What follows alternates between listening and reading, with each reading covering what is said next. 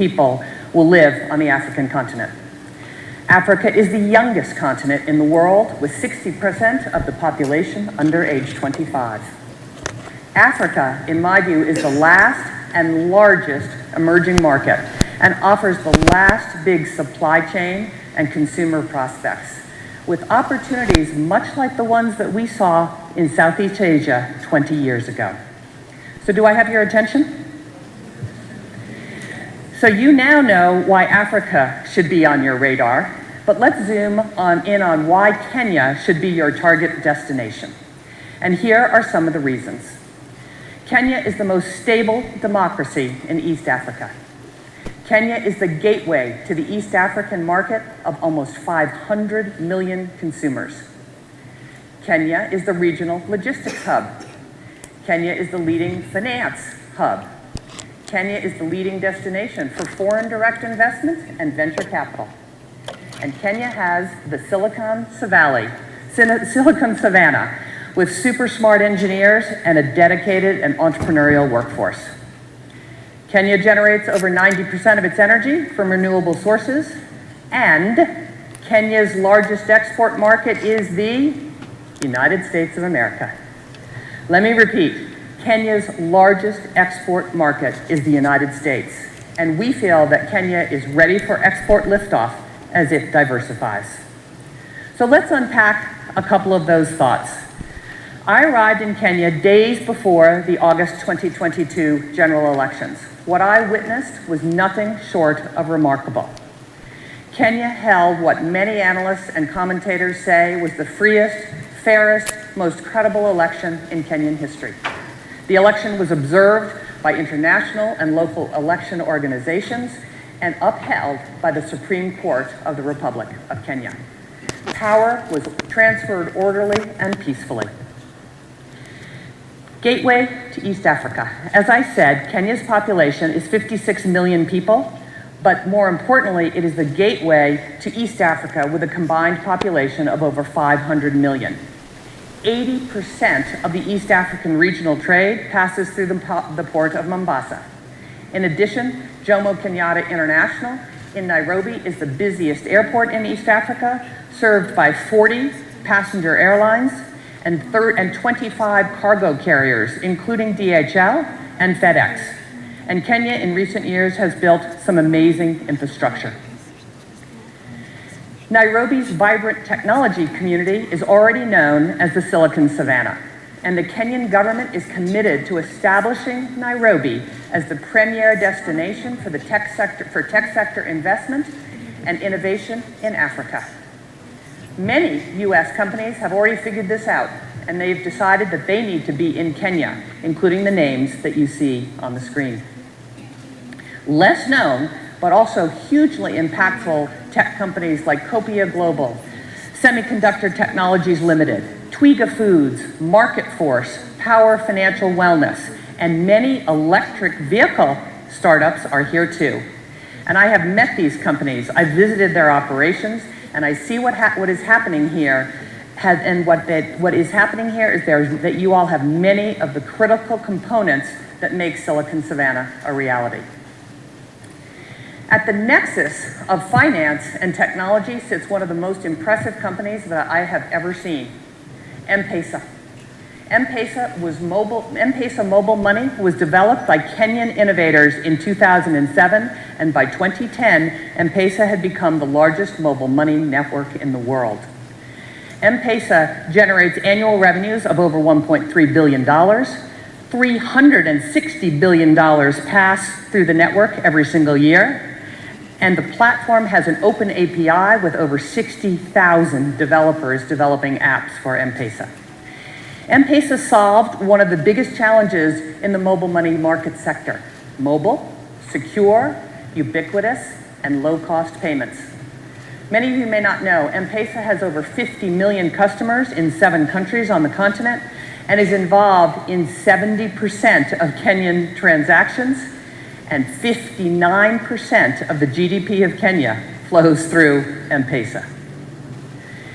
So, I know a little bit about this kind of business because when I was at eBay, I bought PayPal and managed PayPal for almost 10 years. And M-Pesa alone is a remarkable achievement, but I think importantly what it does is it demonstrates the brilliant business minds at work here in Africa devising African solutions to global problems. Kenya leads in foreign direct investment and venture capital as well. While venture capital flows decreased by 35% globally last year, total funding in Africa actually increased by 8%. And more impressively, while venture capital to Nigeria was down 36% and essentially flat in South Africa, funding to Kenya increased by 33%, one of the highest growth rates on the continent.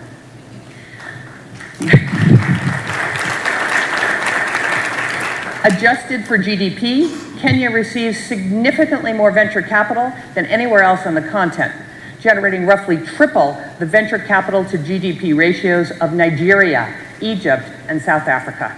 And unlike its continental competitors who attract predominantly fintech-led investments, Kenya venture flows are more diverse, led by e-commerce and clean tech, followed by fintech, agri-tech, and enterprise investments.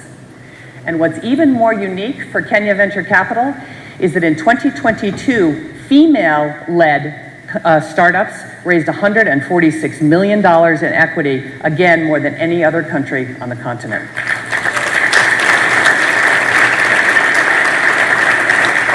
I like to say, you go, girls. More than 90% of Kenya's on-grid electricity is currently generated from renewable sources, as we said, primarily geothermal, wind, and solar. A few weeks ago, I had the pleasure of visiting Kapeto Wind Farm in Kajiado County. Kapeto is the second largest wind farm in Kenya and is proudly supported by the United States International Development Finance Corporation and Power Africa. It is amazing that Kenya has committed to reach 100% renewable energy by 2030 and is already close to achieving that goal. From a workforce perspective, Kenya is English-speaking, has high literacy rates, and a strong primary, secondary, and tertiary education system. In fact, 86% of the labor force has some post-secondary education, outpacing the regional average of 72%. And the country boasts some excellent universities. And every single firm I have talked to in Kenya raves about the quality of their Kenyan workforce. In 2022, yeah, you can clap. In 2022, the United States, as I said, became Kenya's largest export market, edging ahead of neighboring Uganda. Sorry about that, Uganda. In total, Kenya exported about 890 million goods to the United States last year. In addition, the United States exported around $600 million in goods to Kenya, $1.5 billion in total U.S.-Kenya trade, and it's fairly balanced and is expected to increase as the United States and Kenya negotiate the first of its kind bilateral trade agreement between the United States and a sub-Saharan African country. The Strategic Trade and Investment Partnership, known as STIP, referenced early, is definitely a step in the right direction. Sorry, I couldn't resist. This agreement, once signed, will be a model for the rest of the continent. So what does that mean for you? Well, entering Kenya now or expanding your business dramatically now in provides first mover advantages because labor, intellectual property rights, regulatory and other standards set here will help shape the business environment in the rest of the region. So, now you know why I am so enthusiastic about the Kenya investment climate. But I will note, there is room for improvement, just like in any country, including the United States. The Kenyan government, however, has made great strides and is committed to increasing the business-friendly environment. If it is to accomplish this goal, the government will have to address the following items, and the first is taxes. Kenya must have a consistent, transparent, and fairly administered national tax policy to attract and retain foreign direct investment and accelerate economic growth. As you all know, more work needs to be done to establish a durable tax framework, but we've been working with the President's team and CS Korea on this, and we expect some changes to be announced quite soon. Without a doubt, corruption is also a critical issue and one that must be addressed for Kenya to reach its full potential in all areas of development. Corruption leads to misuse of public resources, slows economic growth and job creation, and damages the investment climate. Corruption also undermines equal participation in the prosperity of this country and erodes public trust in institutions. However, while corruption does remain a challenge in Kenya, as in other developing markets, third-party measures of corruption indicate positive trends and modest progress in the last few years. According to the U.S. Millennium Challenge Corporation country scorecards for 2023, Kenya's score for control of corruption was 0.28, representing its third passing score in a row and the highest score to date. To put this number in context, and I bet this will surprise you, Kenya's 0.28 was superior to India's 0.18 and Vietnam's 0.19. Kenya, like many developing countries, is burdened with high debt, limiting its ability to invest in line with its ambitions. According to the IMF, Kenya's debt to GDP ratio is 69%, but this number is not an outlier among regional averages. For comparison, Malaysia's debt to GDP stood at 69% in 2021, and India's ratio was 83% in 2022. Another issue I often hear about is cargo clearance. And despite improving logistics infrastructure, the delivered cost of a container shipment to Kenya does remain significantly higher than container shipments landing in Europe or Asia. While there is room for improvement on cost, clearance times at the port of Mombasa have been reduced from over 11 days in 2010 to 3.5 days in 2022. And this reduction is despite cargo consistently increasing over the last 5 years, from 27 million metric tons in 2016 to nearly 35 million metric tons in 2021. I'd like to take this opportunity to put to rest the argument that Kenya is not a manufacturing country. True, Kenya has room to grow in this sector, but manufacturing is happening here, and let me give you a few examples. Gearbox, a high-mix, low-flow electronics manufacturer in Nairobi, runs a state-of-the-art surface mount assembly line. And in November 2022, they began manufacturing Raspberry Pi's Pico product for the African market. Gearbox's production quality meets or exceeds that of Raspberry Pi's other production sites in Wales and in Japan, producing a first-pass yield of 99.6%. It's extraordinary.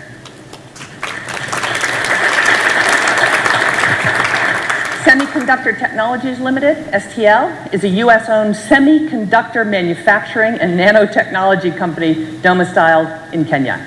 It's growing rapidly and has hired more than 80 Kenyan engineers in the past 2 years. Kenya's Revital Healthcare is one of the largest manufacturers of medical products in Africa, producing 48 devices and exporting to 28 countries.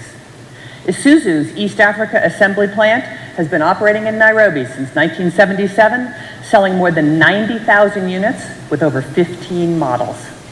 And there is also, as I mentioned, a robust, growing electric vehicle manufacturing and assembly industry in Kenya. Kenya, I believe, is the future for Africa's 2- and 3-wheel e-mobility and e-buses. So lastly, when we talk about trade, we must talk about apparel and apparel manufacturing. Last year, Kenya recorded its highest ever apparel exports to the United States, over $540 million. The industry here employs over 200,000 people, mostly young women. And leading U.S. apparel brands sourcing from Kenya today include PVH, which includes Tommy Hilfiger, Calvin Klein, Contour, which includes Lee and Wrangler, and several more, including Walmart and Levi's. And what we hear is that these brands want more Kenyan apparel manufacturing, both because of the high quality of labor and for Kenya's leadership in renewable energy. Brands are steadily moving production to Kenya from Sri Lanka, Bangladesh, Ethiopia, and China because of what Kenya has to offer. And more of this is on the way. There's something happening here. But what it is ain't exactly clear. In the words of the Canadian-American rock band Buffalo Springfield from their 1967 song, For What It's Worth, and I bet some of you under the age of 40 are going to have to Google that, there's something happening here. But unlike the song's second line, but what it is ain't exactly clear, it is abundantly clear to me, and I hope now abundantly clear to you, that this is the place to do business in Africa. Now, if you are not convinced, because there may be a few skeptics out there, there are a few more data points to muck around in. So major US companies have already made the jump to Africa with regional or continental-wide headquarters in Kenya, many previously mentioned. Major multinationals have regional offices in Kenya, powerhouses like LG, Toyota, Volkswagen, Peugeot, Standard Chartered, and Old Mutual.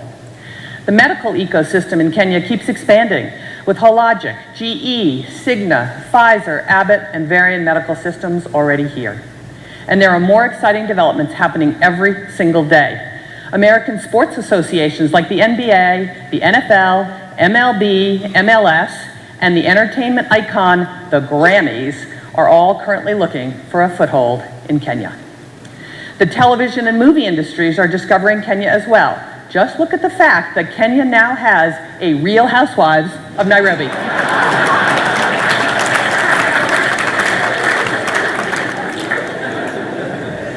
So stay tuned as President Ruto has more exciting announcements tomorrow.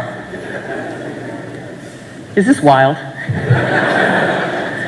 So since my arrival, my team and I at the embassy have been working to strengthen U.S.-Kenya trade and investment relationships alongside the Chamber of Commerce and the government of Kenya. And as Secretary Blinken said in his Vital Partners Shared Priorities speech from South Africa last August, the United States and African nations can't achieve any of our shared priorities if we don't work together as equal partners. So you now know why investing in Africa and investing in Kenya makes so much sense. And I am delighted to be working with the Chamber, working with the government of Kenya, and all of you to promote our shared prosperity. I'm excited to see what relationships and deals come out of this summit, and I wish all of you the very best. Thank you very much.